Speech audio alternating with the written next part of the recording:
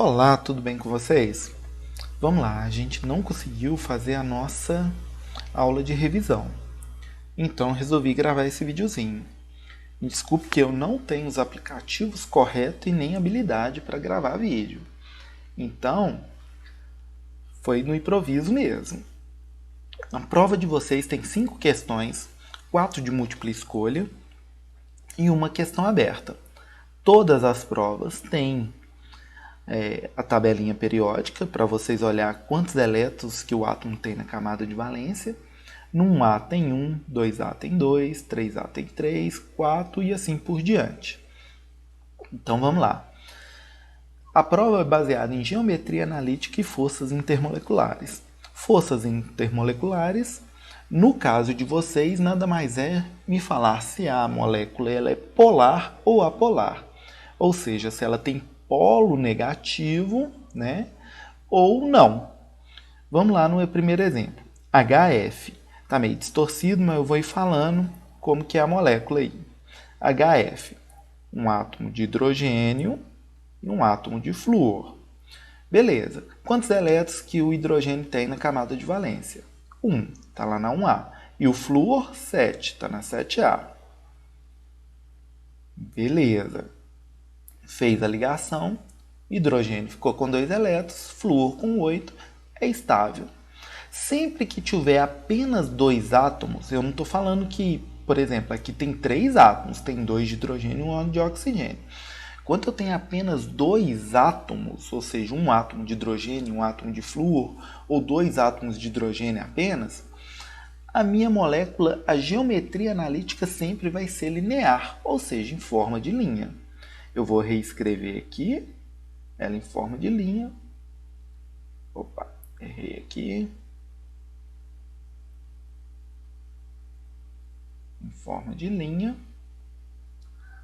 O flúor. E aqui, ó, vocês estão vendo que aqui tem muitos elétrons sobrando? Ou seja, eu tenho uma densidade eletrônica maior do lado de cá. Ou seja, eu tenho um polo negativo. Se eu tenho um polo negativo, essa molécula ela é polar. Ou seja, na prova, você vai colocar que ela é polar e linear. Essa outra molécula, H2O, é mais conhecida a água, né? Vamos lá. Sempre o átomo que só tem um, a gente coloca ele no centro. Quantos elétrons que o oxigênio tem na camada de valência? Ele está lá na 6A, então ele tem 6. Vamos lá. 2 átomos de hidrogênio. Um do lado de cá, outro do lado de cá. Fez a ligação aqui, fez a ligação aqui. Ele ficou com 2 e o oxigênio com 8. Ok, a molécula está estável. Enquanto a gente vai reescrever, a gente tem que levar em consideração os pares de elétron que causam uma repulsão entre os átomos. Ou seja, se eu colocar em forma de traço essa molécula, ela vai ficar assim. Porque os hidrogênios aqui, eles estão sofrendo repulsão sobre os pares de elétrons sobrando. Ou seja, essa molécula ela não forma um ângulo, ela é angular. E vamos lá olhar agora a força intermolecular, a polaridade. Os hidrogênios eles não têm elétrons sobrando, o oxigênio tem. Então a gente tem uma força eletromagnética, né, uma força dos elétrons voltados aqui para o lado do oxigênio. Ou seja, essa molécula ela é polar, ou seja, ela tem polos negativos. O próximo, NH3, um átomo de nitrogênio, né? Ele está lá na 5A, se ele está na 5A, ele tem 5 elétrons na camada de valência. Se tem 5 elétrons na camada de valência, ele precisa fazer mais 3 ligações. Cada hidrogênio faz uma, aqui, aqui e aqui. E a gente sempre tem que levar em consideração o par de elétrons. Aí vocês têm que lembrar lá daquele aplicativo onde, em meio espacial, quando a gente muda, coloca todos no campo mais distante possível, eles formam uma estrutura espacial dessa forma. e os pares de elétrons têm que ser levados em consideração. Ou seja, essa estrutura fica assim.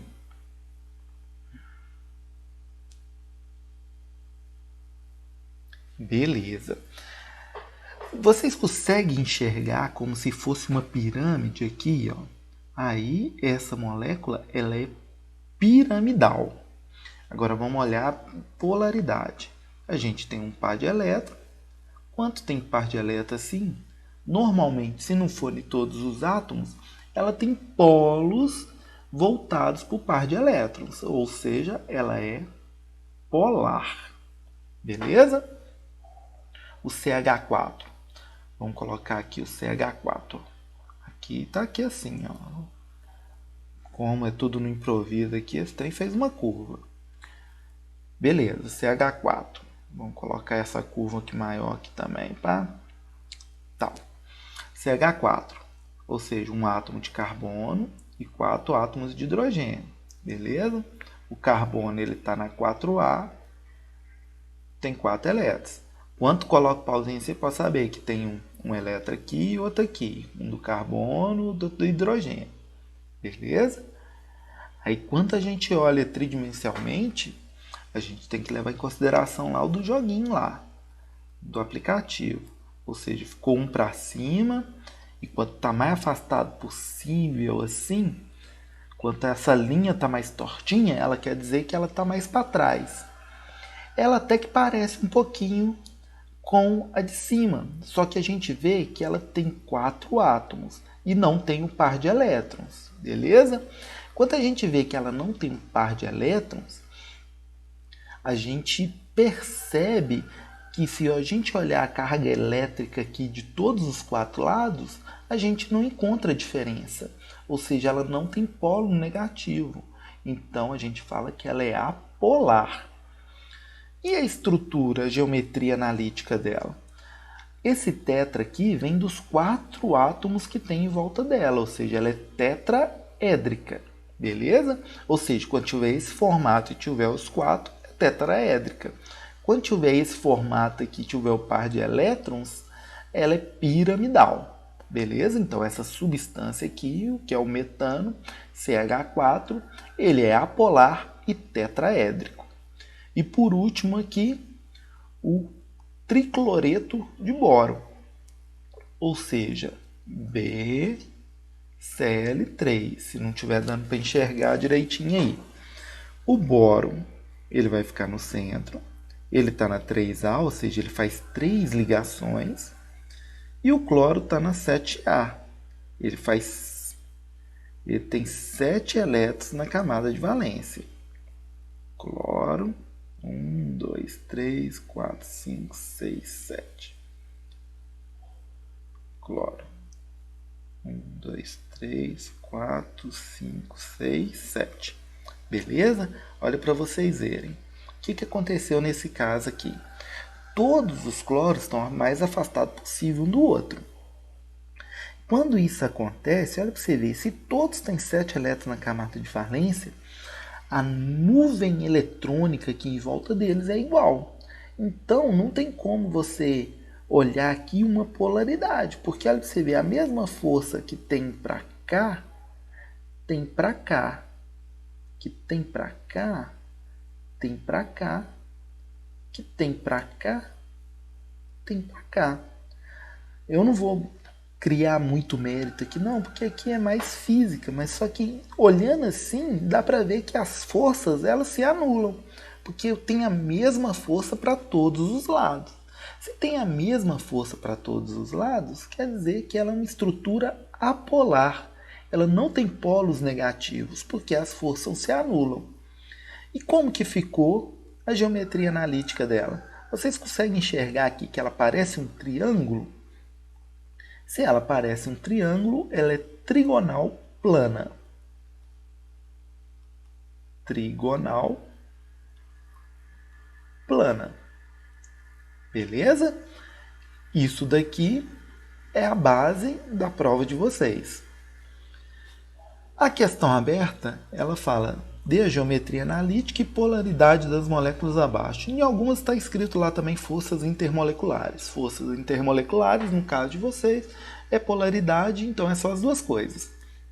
Aqui eu tenho tetacloreto de carbono, CCl4, beleza? Ou seja, eu tenho 4 átomos de cloro e 1 átomo de carbono. Primeira coisa que eu tenho que fazer é desenhar a molécula. Precisa desenhar? Claro que precisa. O cloro, o carbono, né? E os 4 cloros. Um em cima, um do lado,